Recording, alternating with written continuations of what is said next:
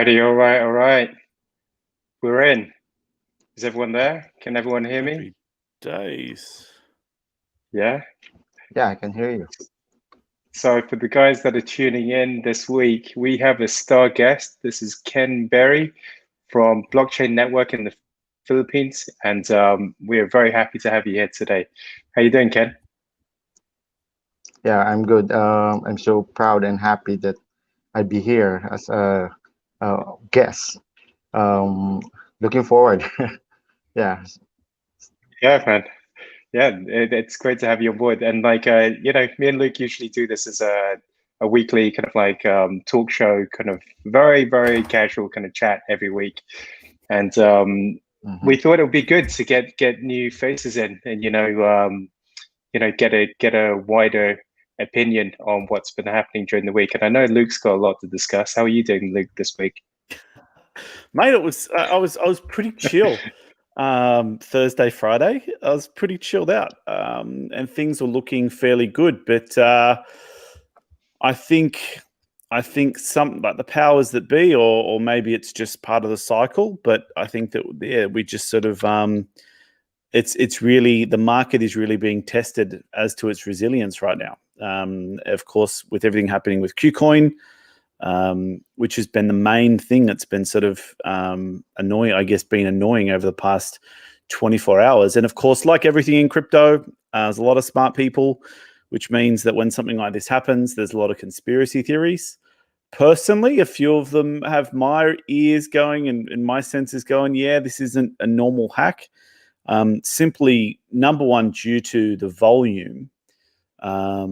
I mean, even during its heyday when Binance was still, king shit, they are in the centralized exchange account. I mean, they only got hacked for 66 million, and that was an inside job, and that was 66 million. And I'd probably say that Binance's hot wallet accounts would have been and probably are still significantly bigger than Kucoin's.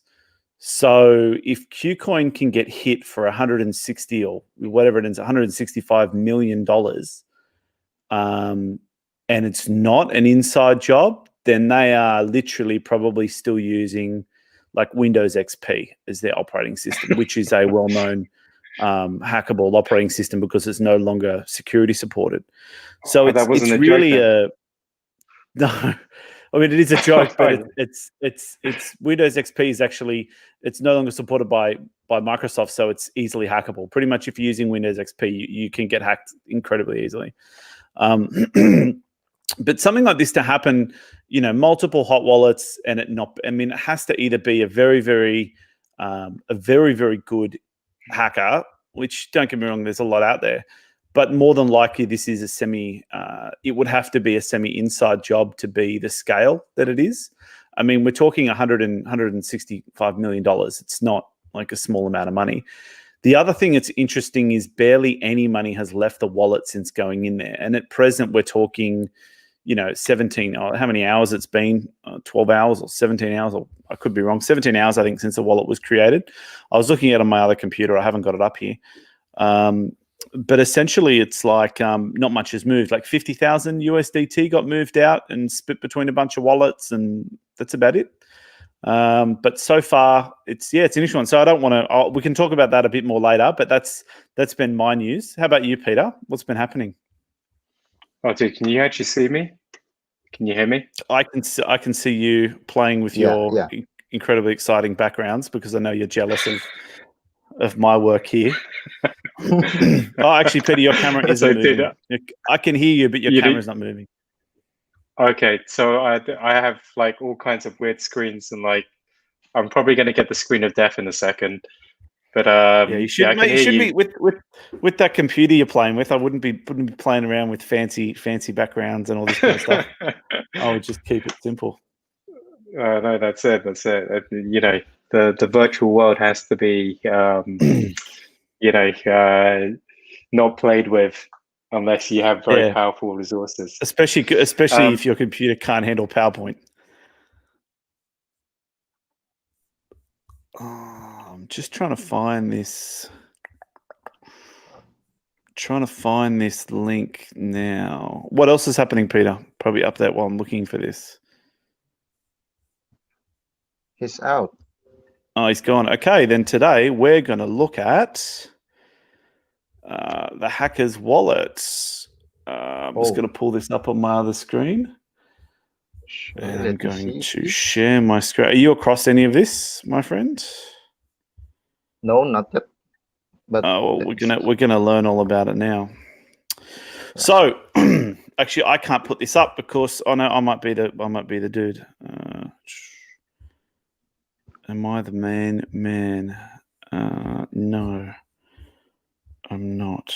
I can't edit because Peter is the dude, and I can't get my screen up until he's come in. So, unfortunately, you're just going to have to look at my lovely face for the next 2 minutes while I'm just trying to work out how to get this up. Stop. I've got it shared, but I can't move it up because I haven't got my... I'll wait till he comes back. Anyway, I'll just go through it without a screen, and we can look at it in a second. But essentially about... Yeah, go. I have a question. So the hackers hacked by using Ethereum blockchain or the Bitcoin blockchain? A bunch of Bitcoin was taken out. Well, essentially what happened was I see. the story goes that a hacker basically got access to the hot wallet private keys of the Kucoin exchange. So for those of you out there who don't understand how an exchange works, I mean, predominantly an exchange will operate either a number of hot wallets, which are designed to hold funds that are meant to be able to allow people to deposit and withdraw so that those funds are available. But obviously, without having access to 100% of an exchange's funds. So these hot wallets are designed to hold a small portion of the funds that are available to an exchange. And they use things like certain algorithms to determine how much value of a certain token they should be holding in their hot wallet, based on like a 30-day moving average or a 10-day moving average of, the amount of volume coming in and out. So, the bigger the coin and less volatile, then the more accurate they can predict this. Now, what they'll generally do is the hot wallets will generally be accessible to more people and sometimes accessible to multiple systems so that the process of users depositing and withdrawing funds can be done really easily. Then what they'll do is they'll then be putting a portion of all their funds, or the majority of their funds, you would hope, into what's called cold storage, which basically means that it's stored in wallets that have never, where the private keys have either never or seldom seen the internet itself. So the reason why this is so interesting is because of the sheer volume of funds that are being taken. So at the moment, we're looking at $165 million that have been taken out of Kucoin's hot wallets. Why that amount was so massive? I mean, Kucoin would have a significant amount of assets, so that's one part. There's probably a reasonable amount, but the fact that all their hot wallets got taken is obviously a major concern for anybody.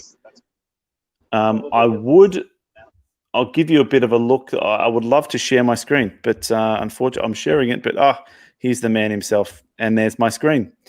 So as you can see here, this all started, you can see it here 14 hours ago. It started a bit earlier, but if we go to the very first transaction on this wallet, you can see the very, very first thing that happened 17 hours ago is that $13 million was withdrawn in Tether, then 3 million of Orion Protocol, which is a product, which is actually a project I've talked about a few times, then Tether, and then we've got a whole bunch, 19 million, 1.9 million Ampleforth. And then it just keeps going. And you can see that what they've done is they've basically just scraped every available token out of every single basically available token that they could. And if you have a look up the top here, if we go just to the address itself, if you want to check it out for yourself, I'll post the address in the comments now, just so you can have a bit of a play if you're feeling bored. But Luke, how is this even possible? So I must have missed that just now. I'm gonna put it in private chat if you can, Peter. I can't post in the public chat, but if you want to put that wallet address out there, that's the one. How could they access the funds? How could Well, they they get them obviously out?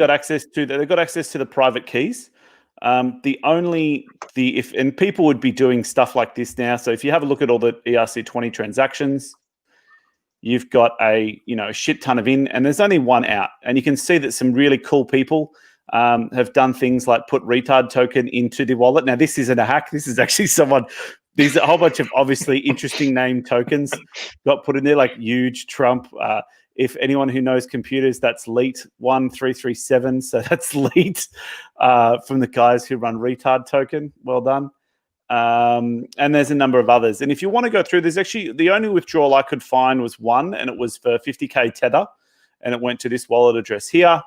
And if you want to go through, I mean, like the interesting thing is that a lot of these tokens haven't moved. I mean, 50,000 US, if you're going to hack 150 million is not a lot. So what's happened since is Kucoin has assured people that that they will be getting their money, that they've got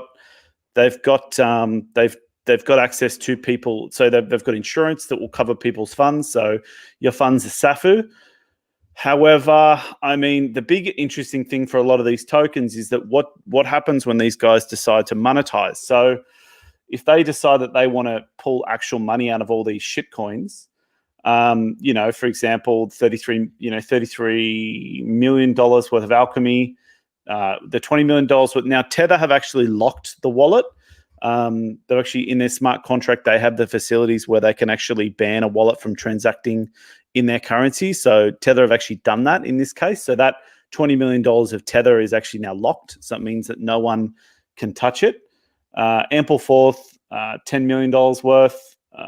Let's hope they go through the negative rebasing, which they will, that's probably going to go down.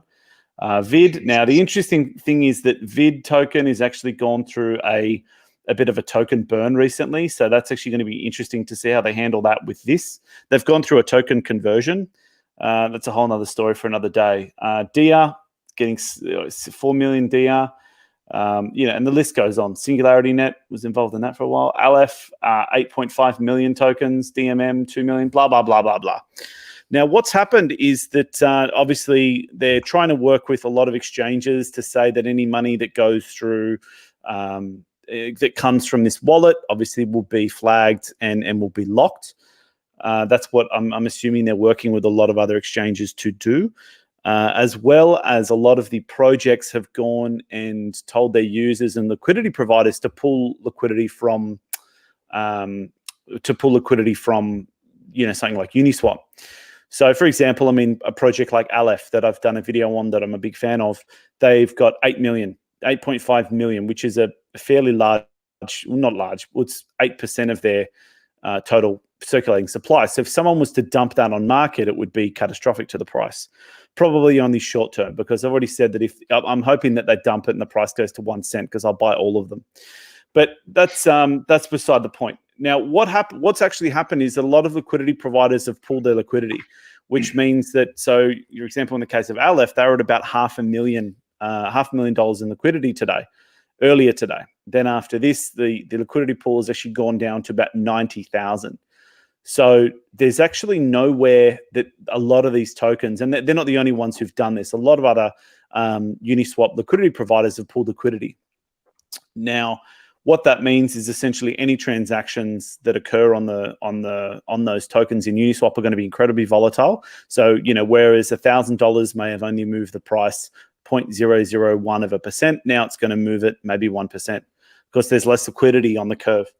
So what you're seeing now is that it's essentially a lot of tokens have actually put themselves into a forced pause by encouraging people to remove liquidity until this has been resolved, because no one anywhere wants to be dumped on by tens of millions of tokens that I guess have been hacked, that the hackers just want to dump. Now, this happened a little while ago with to a smaller degree with Ether. I think Etherbase.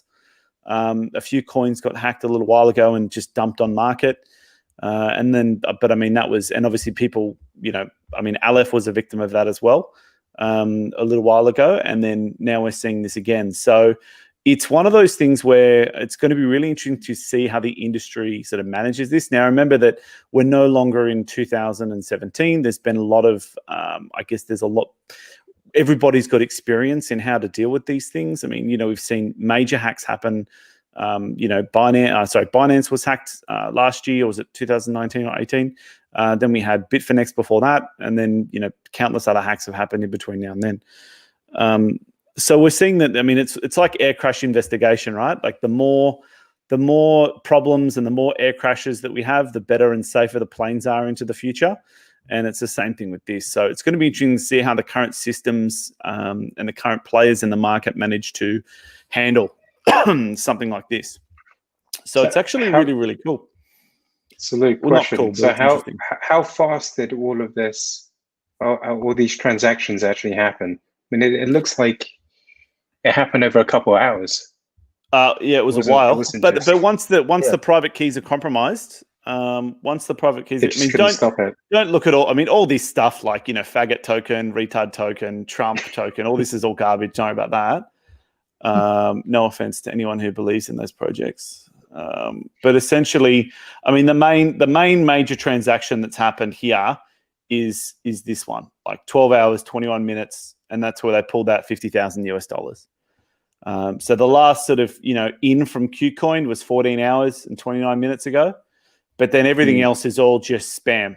There's some names there of tokens that I probably can't say. Yeah, so there's obviously the first guy that did this was, SBF tweets and few. And then, that was the last transaction that was done 12 hours ago. I'll just check and see on the Ether side what they've done there. Why have you done this? Oh, we're still on that. Anyway, so just want to see. They moved some Ether out. Yeah, they moved some Ether out. They moved some Ether, 5 Ether out to this a while ago. 12 hours ago. So yeah, that's about it. And they reported this straight away, or I mean, I guess when people start seeing huge. Well, initially they said it wasn't a hack. They said that they were. When they initially did this hack, they initially said. So when this initially came out, they said they weren't hacked, that they were just sort of doing some maintenance. But then, I mean, that was, I don't know, the dumbest thing ever to say something like that when it's fairly obvious it was a hack.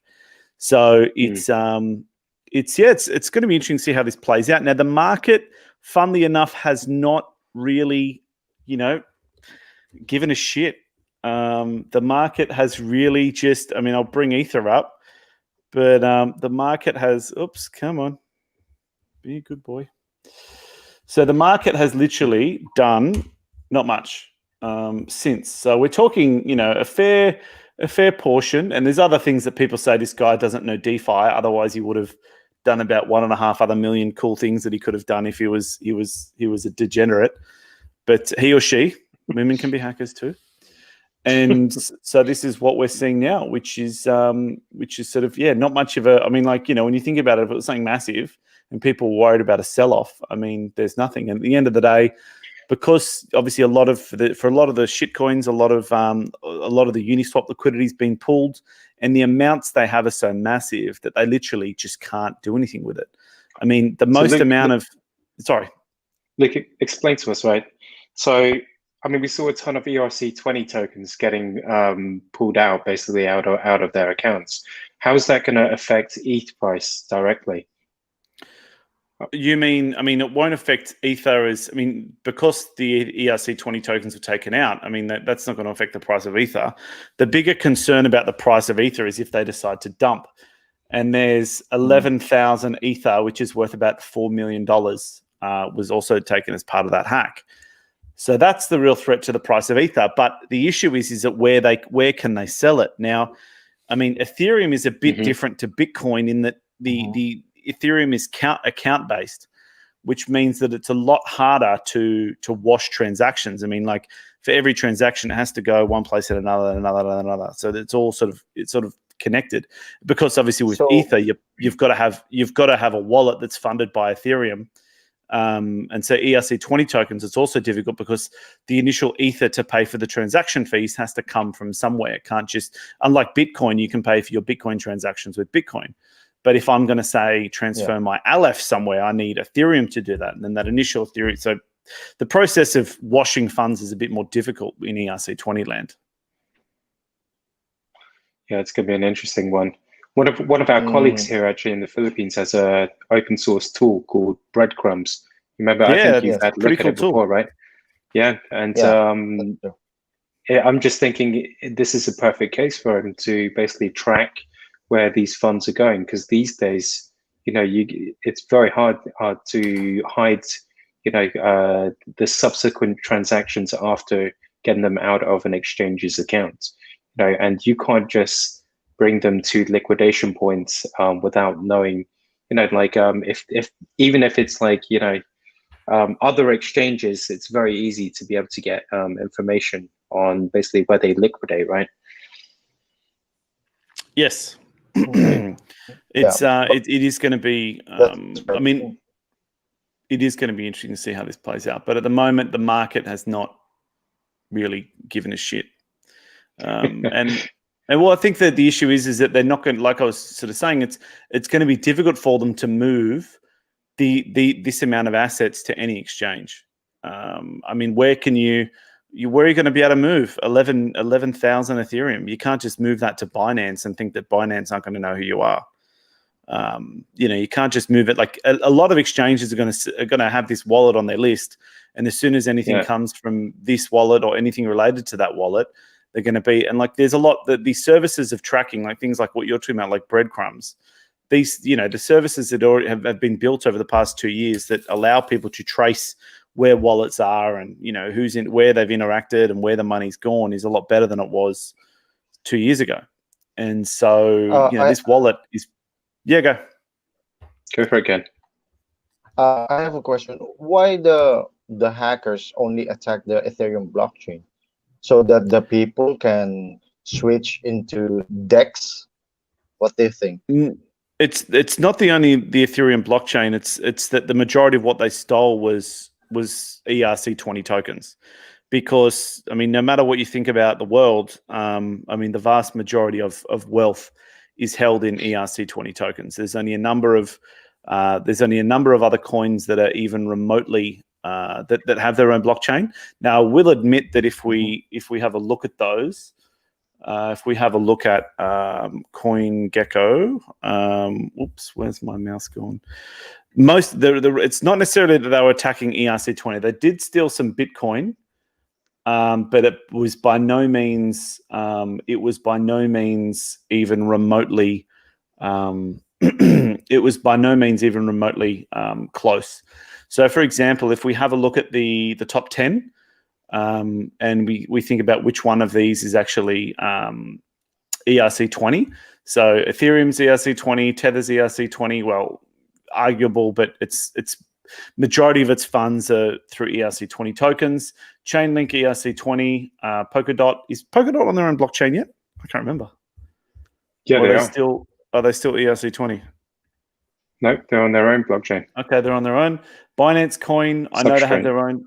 That would be on their own chain now. Is that still ERC20 as well? I know they have Binance chain. Crypto.com is. They're both, I think. Yeah. ERC20, USDTC's ERC20. EOS is their own chain. Tron is their own, blah, blah, blah, blah, blah. But you have a look at it. I mean, even though this is the top ones, essentially most of the value that was taken was ERC20. And that's because I'd probably say that the most volume that's traded in these things is done in ERC20. I mean, even if you have a look at just trading volume there, if you compare trading volume of Tether and Ethereum, that's $40 million. That's already double what Bitcoin does in just those two. So you want to have a look at you want to have a look at Breadcrumbs on the fly? We can if you want to get it up, but why don't you get it up and then we'll have a look at something else. I think they sold a lot of stuff. But my only argument is that the vast majority of it would have been in ERC20 tokens. So yeah. But then I guess we'll just see what happens. It's going to be an interesting one to see. However, I was talking to Harpreet Singh from Malaysia, and we actually were talking about an idea that he's been working on, which is a oracle to identify hacked wallets. So we're actually going to try to get him on next week to have a chat about that, because I think that's an interesting concept, because it brings up that decentralized versus centralized power. How do you determine what is a hacked wallet and what doesn't? How is the community rewarded or fined for giving false or misleading data, or rewarded for giving true data? And then, so for example, this hacked wallet, right? What you could do is you could have that as an oracle, and it automatically, if the identifiers were, if the wallet is identified as being a hacked wallet, you can basically block it from making any transactions. And so if no transactions can go in or out of that wallet, or if no transactions can come out of that wallet, then it means that any token that has that oracle built into it. So if you're a new token provider and you say, okay, we're going to have this oracle that at any point in time, any data that comes in from the oracle that could be swept every 10 minutes or however long is going to block all transactions from those wallets that are provided by the oracle. Look, either way, it's an interesting service, but I think as an idea, it is incredibly interesting to think about the ramifications of a service like that. I mean, immediately when we're in the emotive state now where everyone's just experienced this hack, well, not everyone. I mean, I think, Peter, you and I both didn't have any money on Kucoin, but it's another reason why you've always got, and I know that when Jason, if Jason's watching, I'm not sure if he is today, but Jason and I always did say, not your keys, not your wallet. Not your keys, not your coins. And always make sure that you're not leaving too much money on exchanges for this exact reason. That's right. So it is quite interesting that happens. But sorry, yeah. Let me show you something fun then. So on the fly, we're basically, you can see the screen, right? So we're having a look at one of our community projects right now. So this is actually an app or a web app that's been designed by one of our developers here in the Philippines. And he's actually made it open source. So anyone can go to it. It's breadcrumbs.app. And you just type in basically the ERC20 wallet address. I think he actually handles other blockchains too. But anyway, so you type in your ERC20 wallet address up here, and then it will basically give you like the immediate transactions left and right of that wallet.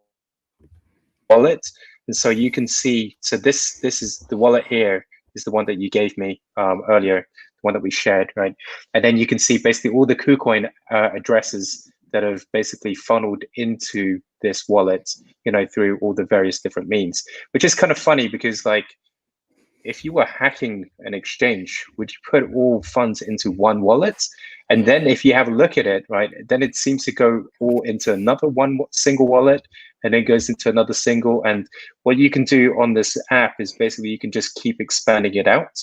So like I'm expanding it to the right. I don't know if that's actually going to work or not. That's only Ethereum, because remember, that's the end of it, because he's only made a few transactions out of the wallet, so that would be the limit of it at the moment. The other thing about this app, remember, is that it only talks about Ethereum. It doesn't talk about underlying tokens. Yeah, but at the moment, the only thing that's been transferred is some USDT has been transferred out, and then some 5 Ethereum was transferred out, which is what that would be there. So he would have transferred that Ethereum out to then fund the wallets that he's later going to transfer to. So that would be what that is there. Because remember, the biggest issue is that the Ethereum has to go somewhere. Now, the other thing is that because it's such a large amount of money, offloading it is incredibly difficult. It's sort of like I don't know if anyone's ever seen that documentary, how to be a drug dealer. I forget what it's about, but it's like the amount of complexity that increases with the amount of drugs you're trying to offload is exponential. So, for example, if you're trying to move, I don't know, like a small amount of cocaine, then it's like, it's quite easy to do and you can go under the radar. It's not a problem. Then you start moving a kilo, it gets significantly more complicated, because then you got to worry about other dealers. You got to worry about blah, blah, blah. And then if you get to more, then you got to start having to pay cops to look the other way. And then when you start looking at hundreds of millions of dollars, it's then like, well, what do you do with all this cash? Because, people obviously are going to be, if you walk into the Lamborghini store, and you're like, oh, I want to buy this thing with cash, people are going to raise some eyebrows. So it's sort of like that, I think. It's like, moving, if you hack some random dude's wallet or scammed a few people for 50 or 100 F, it's not really going to cause any waves. Like no one's really going to give too much of a shit. And then, unless you're the person who got hacked. But then, if you're trying to move $165 million, something like that is going to, and you've stolen it from an exchange, it's going to be, very interesting to see how that plays out. Yeah. So, I right. mean, we'll just wait and see. Unless, and who knows, they might just sit on this for a while. So we'll just have to wait and see what happens with that one. Yeah. I think old mate's got a few connection problems. He does. He's in and out. He's in and out. I think actually this weekend it was actually announced by a couple of the telco providers that there were going to be some internet problems over the weekend, and I don't know if anyone else is experiencing that in the Philippines right now. But PLDT actually had an announcement in the newspaper that. Yeah, I think that one of their underwater cables or something needs maintenance, and so it's meant to be out for quite a few days. So if I also cut out Luke, you know why, and it's not because we said anything controversial about Kucoin. Yes. All right, let me take breadcrumbs off now. Actually, the other thing I wanted to discuss today, whilst we still have a little bit of time, right, is how NFTs is blowing up. And we actually have a couple of the NFT gang that are online right now, especially looking at the guy, Kuku, who's been running a couple of live streams with us this week. And, I don't know if you heard about this institutional investments going into Axie Infinity. Did you see that? Yes, I did see some of it, yes. Yeah. I'll try and bring it up, actually. Let me see. It's on my Twitter. But yeah, so basically about $150,000 got invested into some mystic Axies. So these are basically rare characters in the Axie Infinity game, which is, again, that whole NFT world, digital, like collectible digital assets, right? And just proving basically that this space with the whole blockchain gaming side and these digital assets are starting to pick up interest, especially if you can prove that they're rare and they're collectible and they will last. They would basically, you can prove ownership over a long period of time, right? And I think that's really important. And they started basically picking up a lot of attention. Like the whole NFT space suddenly blew up in the last couple of weeks. You've seen a couple of different projects just, when everything else was going red, the NFT space was basically the one where people were funneling funds into. And the other thing that happens is, I guess some people here will probably follow Anthony Pompliano as well. So Pomp. Pomp recently announced on his Twitter, and he also sent out a newsletter that he recently got into digital art.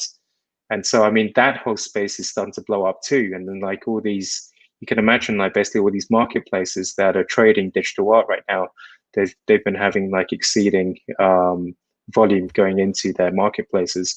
And so you've seen things just get wiped out in some of these online auction houses. Let me see if I can get one of these articles up there. But it's really encouraging to see it. Yeah, go ahead, Nick. I've seen a few of those. Hello, John. I've just seen that come in. So I've seen a few of those, and I've seen ones where one potential there's an NFT auction site, and I can't. Maybe that's what you're going to be bringing up. But I remember there was it might have been, it wasn't the Cherry Girl, for those of you who know what Cherry is, but there was a girl who was selling her nudes in top and bottom, and really, then selling the NFTs. So if you wanted to get the whole picture, you'd have to trade it like a baseball card to get the whole set. Brilliant, Rareable. That's it, Rareable. Yeah. So Rareable is one of those. It's one of those NFT auction sites where you can post. I I mean, I don't know how well vetted it is, but obviously, this girl was able to upload some of her nudes up there. But yeah, well, I mean, yeah, you're gonna find. fractions of, and then you have to piece them together. You have to go and trade them with other people to get the one you want. Brilliant! Like, I'll be honest. I mean, that is brilliant. I mean, it was the next evolution. And for those of you who don't know what Cherry is, so Cherry, if anyone knows what Karma and then what Karma was, so Karma is like a Telegram community, and the only way you can get into the community is if you own like 200 Karma. Then there's another one called I think it was called Party, and you need to own a certain amount of Party to get into the crypto party or whatever it was called, another Telegram community. And then they'd get exclusive deals, or they'd talk about it, research or whatever. It's just meant to be a community-based thing. And then what this girl did was launch this thing called Cherry. And depending on how much Cherry you own, Cherry tokens you owned, you would then get certain access to her Discord. And then obviously the better the access, then the more raunchy the content that you would get based on that. So just for the record, I don't own any Cherry. And I don't know anyone who does. But then again, that's also because who the hell would admit to it? But brilliant idea. Look, I mean, like, objectively speaking, brilliant idea. If you're going to do it, if you want to get some simp, degen, crypto nerds into your community, look, you really just mash it. What's that? Is it a Venn diagram where you've got the two circles and you're trying to meet everyone in the middle? That's what she did. Brilliant stuff. And she was a Link Marine as well. So, get those Link boys on board. Oh, wow. Nice. Well, let me, so I'm on the same topic, right? So whilst we've got that article up here, right? So you see basically Delphi Digital, one of those institutional fund managers, is basically sunk. Sorry, my English is not very good tonight.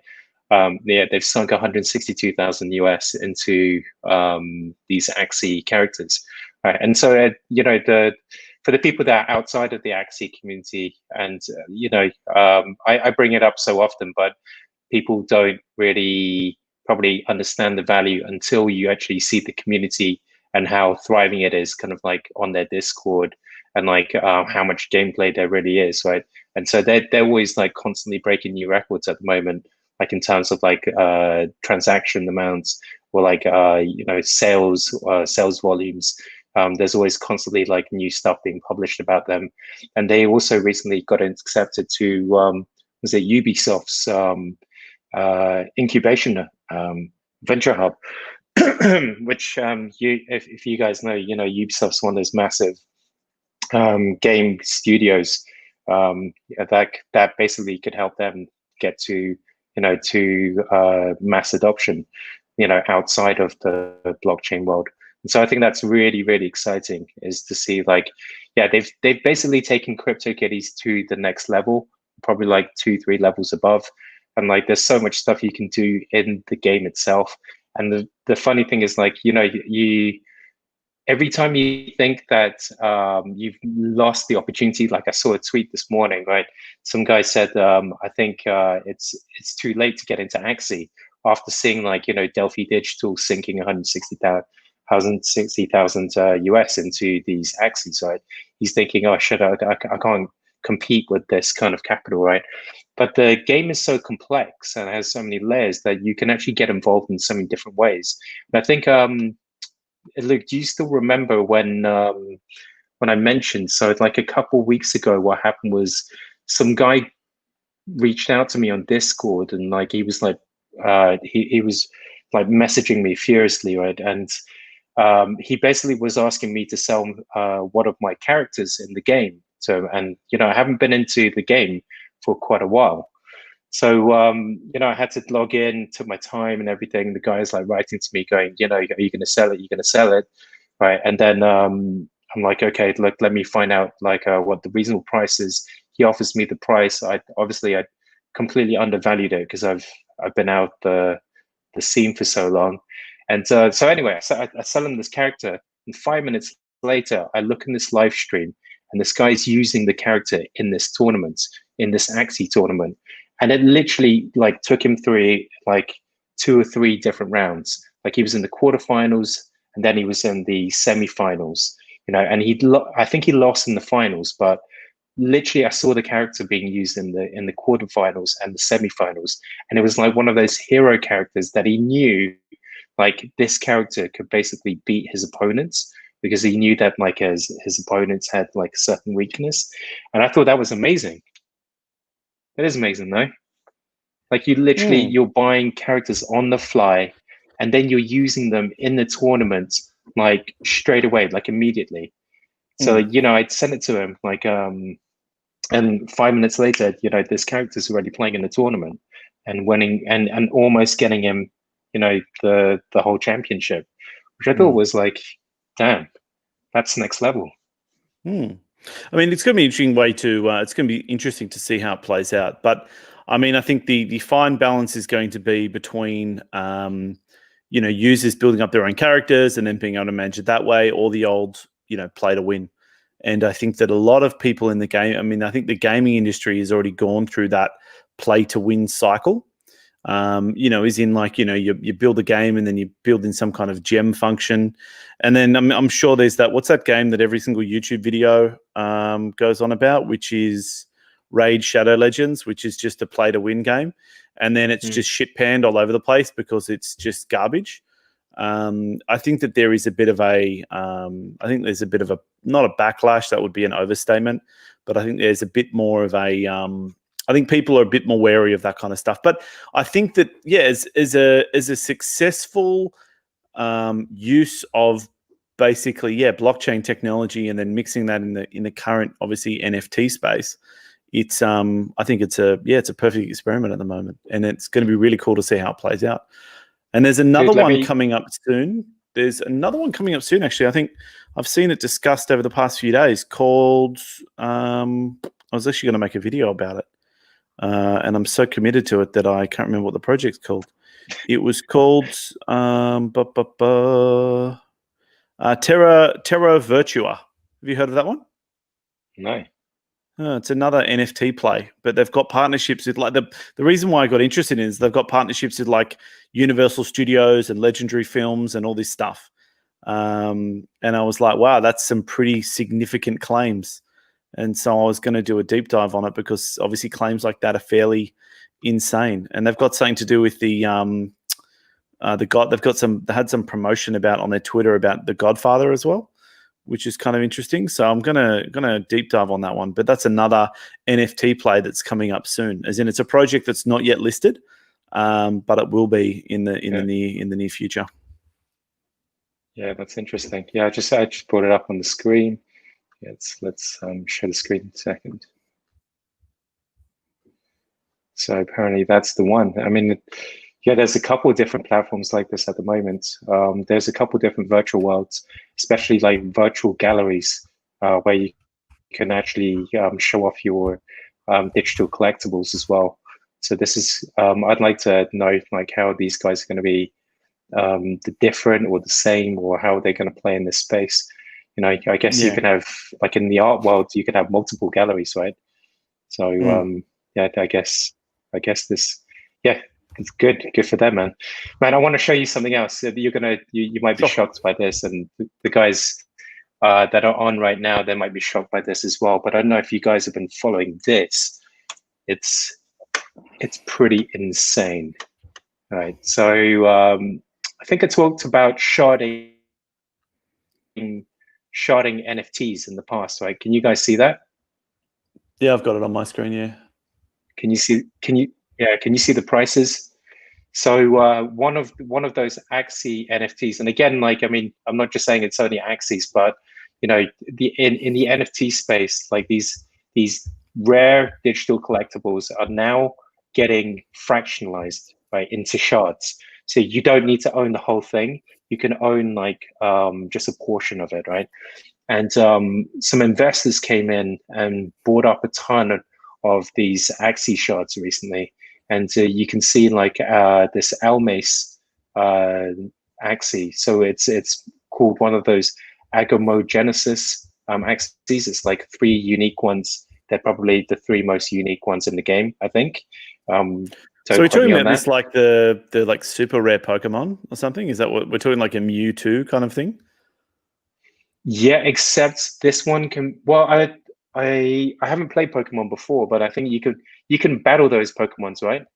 I have not played Pokemon since I had a Game Boy, and that would have been. And by Game Boy, I mean the Game Boy used to need to put 4 AA batteries in. So we're talking 20 years, longer than 25 years ago. So it's been a while, but yeah, essentially, yeah, you used to battle Pokemon, and then there were like super rare ones. But I think I think super rare in that they were difficult to get. But obviously, when you're thinking about games in the 90s, it was possible for anyone to get them, but it was just a grind. So yeah, it's going to be the same, very similar, very similar. But obviously now look at these Pokemons and think, whichever ones were the most expensive at the time. Now these characters can basically be fractionalized, and you can have thousands of owners as opposed to one single owner probably in the past, right? And so what's happened, right? So you've seen like people buying up basically shards of like an NFT now. And this one Alme shard is now, it hit over 160,000 US yesterday. I mean, I remember looking at this and it was at 1,200% ROI. And ROI is counted as basically like, if you have a look at that, it's current price minus initial sell price over initial sell price. So it's basically from when it first got listed at the initial sell price, right, up until current price, it's already gone up. Well, it was up at 1,200% yesterday. It's now at 1,030%, which is pretty crazy. And I feel like, the sharding space and this whole digital collectible space is going to be one to really watch in the future, especially if you see someone like Pump getting into digital art, right? And then everyone's thinking, oh, shit, I haven't got the same kind of money that Pump has, and he's throwing down, like, let's say, $100,000 on a piece of art. But now imagine if, someone like a Pump basically puts out one of their NFTs and says, look, I'm going to shard it into 1,000 pieces and you can each own just 1,000th of it now. Yeah, but I mean that's what a lot of people were talking about a while. I mean, obviously the big thing that was talked about a while ago was obviously provenance, which is where this leads to inevitably. And this was stuff that people were working on 2 years ago.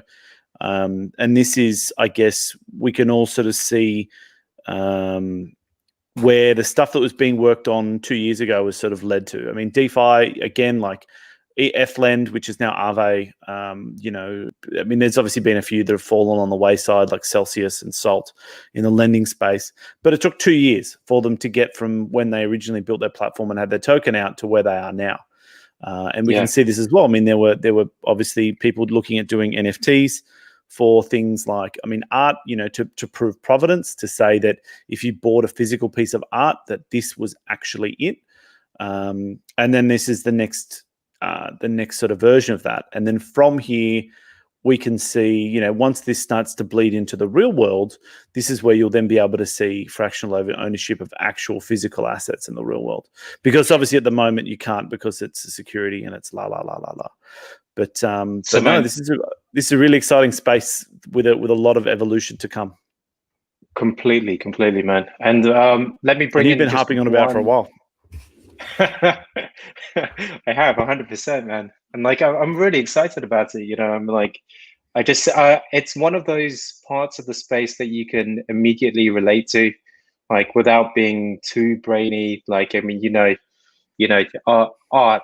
Everyone knows that art has basically, whatever perceived value, and that has the X amount of potential, right?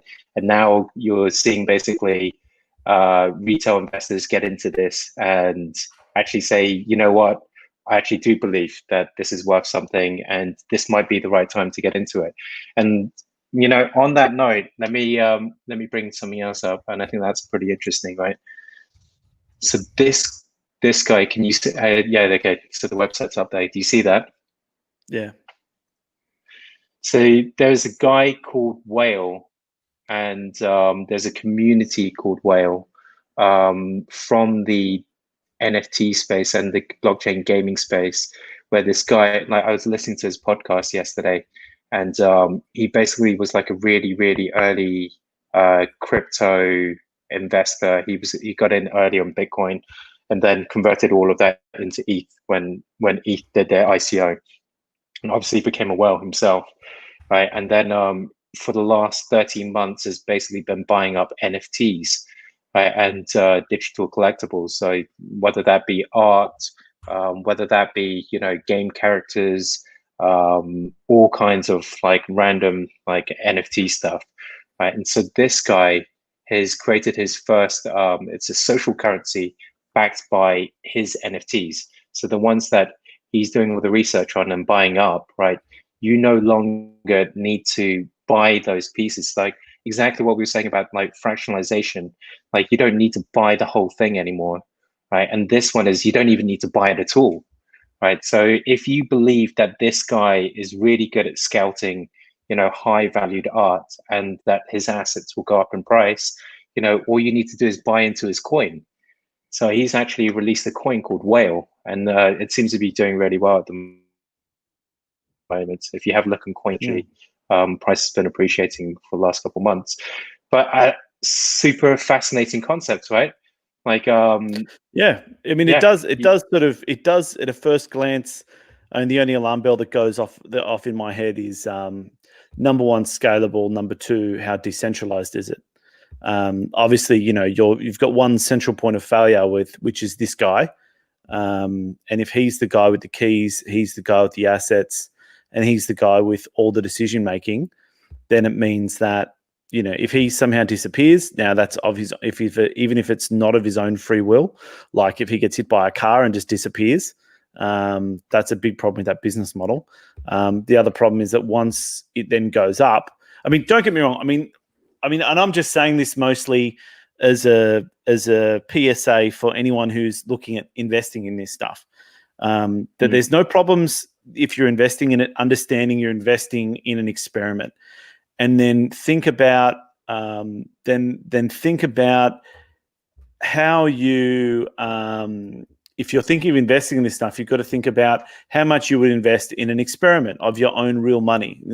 So if you're going, I've got to have a prop, you're going property, cash, and then you go down the what you should be holding is depending on your risk profile. Then an experiment would be the smallest portion. So a lot of this stuff is good because it's experimental, but obviously the risk to reward has to be high. So high risk, high reward, but there's obviously a lot of uncertainty with stuff like this. So I'll just go to my main point is that it's really cool as an experiment, and there probably is a way to make significant money out of it. Not significant, but decent. But just remember that you're investing in an experiment, and some of these things don't go well. So for every, say, Sushi Swap, Sushi Swap was almost a failed experiment, but it sort of worked out in the end. It's yet to be seen. There's going to be a gem swap or another one that's going to fall under. For every single YFI, there's going to be 100 imitators that are just complete rug pulls. For every YFI, there's 50 hot dog finances. So, and that's fine if you're happy to experiment. And sometimes that one, if you're in YFI, your earnings from that would have paid off all your losses from the scams if you played all of them. So and that's just the one thing about this space at the moment is you just could be really careful about what you're investing in, because and the two things to always consider, or the two things I always consider is scalability, is this just a Ponzi or a pump, and then there's no sustainable business model? So something like Forsage, I think I talk about it every week. If there's no underlying business model and there's no value being created, then how could it exist? And that's something, thankfully, that something like Wi-Fi does. I mean, there's value in Wi-Fi. It's creating value by providing a service that people want to use. And I'll do a video about Wi-Fi at some point. But then the other big thing is how decentralized in it. So if Andre dies tomorrow, Wi-Fi can still keep going. The code's there, it's done, whatever. The only thing, I mean, outside of a perception, and that the leader dies and, oh my God, what's going to happen? Like, for example, when, people tweeted that, Vitalik Buterin died in a Lamborghini crash or whatever. The price of Ethereum tanked, and then it ended up being false. So, I mean, other than that, but even if he did die, it may not have really changed the path that Ethereum was on, because it's got such a large development team, it's such a large organization that it's not reliant on one human being anymore. So other than that, I mean, that would be the main things I would look at in these projects. And number one would be how decentralized is it? As in how likely is it to be able to function if one person goes rogue? And if one person goes rogue, then I mean, like that's enough to kill a whole project. Like what just happened with GemSwap, is in they hired a developer and then the developer went rogue and screwed them, and now the project might die. Unless that was the plan all along, but who knows? And then obviously how scalable it is. Like how likely is it that there will always be a sufficient supply of buyers or users of the token who need to buy it to be able to sustain this as a business? Or is it just, the whole CT and, crypto junkie crowd FOMOing into the next project, then it ramps up the price, everyone dumps out and then moves on to the next one, which is what's been happening with a lot of the farming projects. So they're the two things that I would be considered of. And I've thankfully been Ponzonomics. I've thankfully avoided a lot of those projects because I've just sort of said, just by following those two things, how decentralized is it, and then how what's the business model? And so the projects that I like are the ones that sort of don't, that are decentralized and don't necessarily and have some degree of business models. And there's a reason that people want to buy the tokens. And it's one of the things I remember saying to Jason when he was building his token back in the day was that, if you're a founder of a token, you need to think about in your business model, you need to stack the buy side. You need to think about who is going to want to ever buy this thing. What service is going to be offered? What is the reason that someone's going to want to go to market to buy this in 5 years once it's built? And if you can't answer that question, then, you haven't really got a project. Anyway, sorry, I rambled there for a while. We need a safe word, man. You need to start yelling banana at me or something so I don't just keep talking shit. No, I should. You know what I was thinking, right?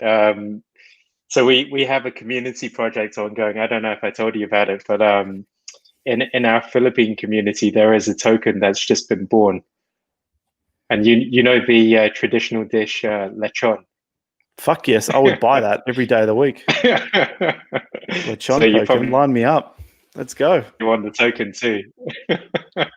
Love me some lechon. I mean, what you're saying is, I mean, like it's completely true, man. I mean, like you got to be really careful, and like it's actually really good going through the steps. So I'm actually firsthand watching how the whole community's running behind it. Obviously, everyone wants the airdrop, right?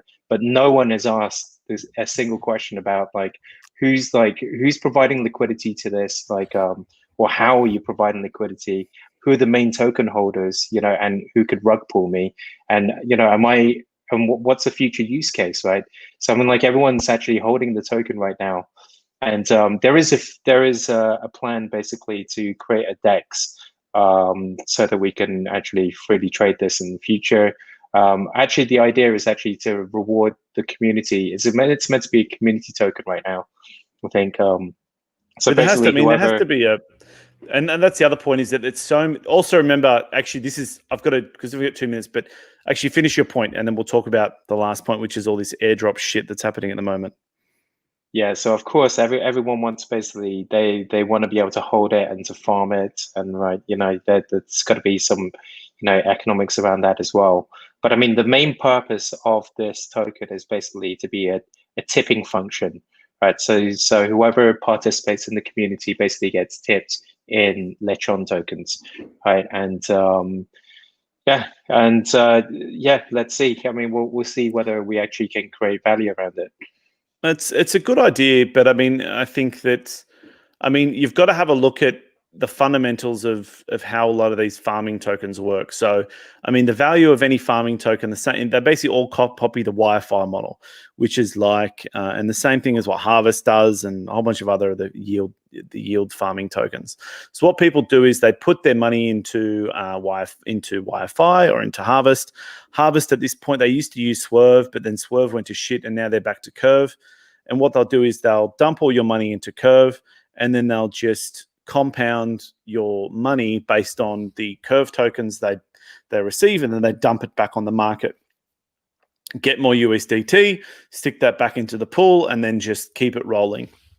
That's how a lot of these yield farming things work. And then they'll have some kind of functionality like Harvest uses farm tokens. Farm tokens receive, I think, 20% of all profits earned by the farm protocol. And that's sort of paid back into farm tokens. So there's a reason to hold farm tokens. And what happens is the protocol, in order to make that happen, is they're the main buyers of farm token. So they'll get these profits in US dollars, and then they'll buy the farm tokens, which will then be, distributed back to users. So there's continual buy pressure for their token, and it's a nice, big, fun balancing act. For those of you who've ever played a game called Factorio, it's incredibly enjoyable, and it takes up a lot of my time. But when I'm not doing this shit, and it sort of works like that. It's basically a big, crazy automation game to try to get as much productivity as possible. So there's actually use case for a lot of these things. When we start getting into a lot of the copycats is where it starts to get murky. As soon as people start doing stupid shit like adding rebasing, which in honesty is an interesting experiment, but it's dumb. I mean, people have given me shit about my Ampleforth video saying I don't understand what it is. Trust me, I understand what it is, but it's dumb. And don't get me wrong, great experiment, but it is a really silly way to manage a monetary supply. Just saying. Anyway, so I don't talk about that. But but my point is that a lot of these experiments are interesting, is that what people are doing is they're trying different things and then mixing them together and see what works. Sometimes it's going to work well, other times it's not. More times than not, it's not going to work. But essentially, I mean, there's got to be some use case for these things. Like I know I've been rambling. I'm going to stop that ramble now, actually. But my point is that you've got to really look at what productivity is being created by the token, especially in DeFi. Now, the last thing is at the moment, people have got to be really careful about this airdrop mentality that sort of has been doing the circles over the past week. Now, obviously, there was a lot of hype around meme coin. Now, meme coin did an airdrop, and if you got the airdrop and still held the tokens up until a few days ago, it would have been worth about $300,000. So serious coins. Yeah, it went from like a couple $100 to like I think it went up to $1,400 per token. And it's meme coin, and it's related to the NFT space, and you can farm it and all this other kind of stuff. The icon was a pineapple, so people were talking about farming pineapples. Oh, yeah, okay. Meme coin. And so then what happened was, as soon as we saw that, we just saw a shitload of projects coming out doing these airdrops. Now, airdrops are good for immediately being able to build a community. It also got popular off the back of everyone knows what happened last week with Uniswap. And so, I mean, we ended up with this trend. Is what happens is that everybody just follows whatever worked last week. Now, that's good in this experimental cycle of where we're at in crypto, because it basically means that we get really fast evolution, but it also is a bit too fast in that a good evolution might get missed. You know what I mean? Like, of course, it's this trend of craziness and shit is happening just way too fast.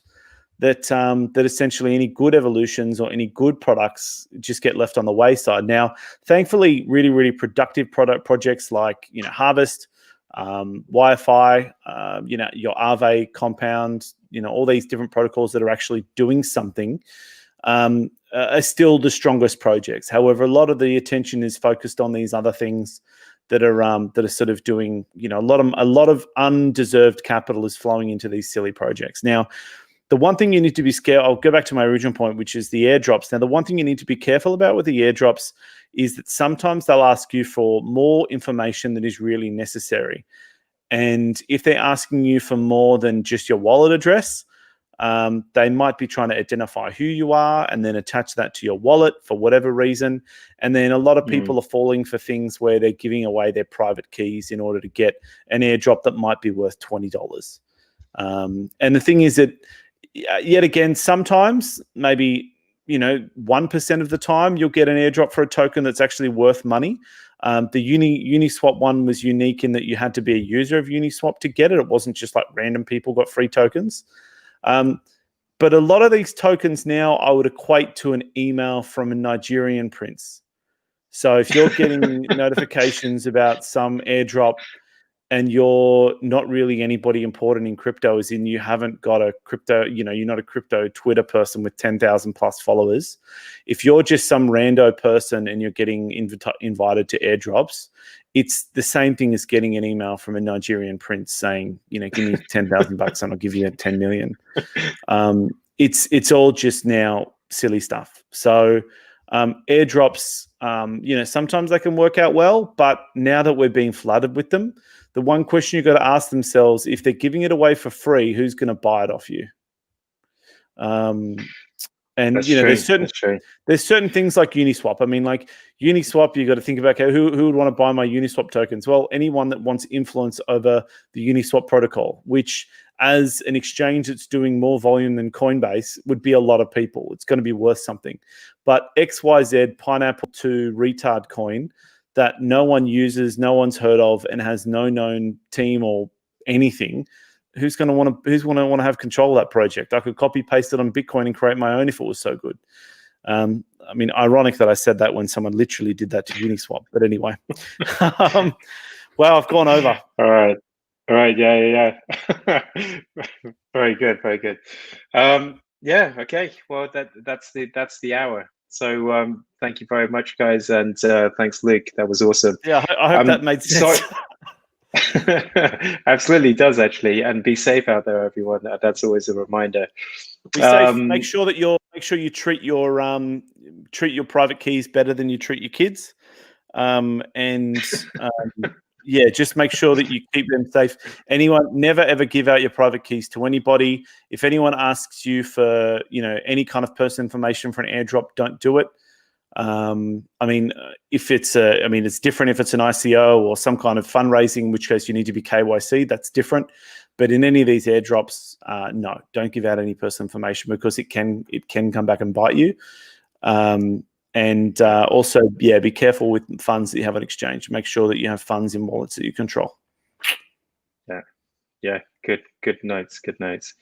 And we'll try and get Ken back on a stream another time. Even though, we had some connection issues today. Yes. Okay, guys. And next week we're going to get Harpreet in, so that'll be good. Oh yeah, absolutely.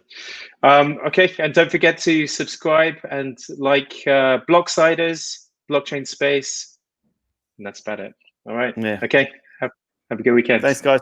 Bye.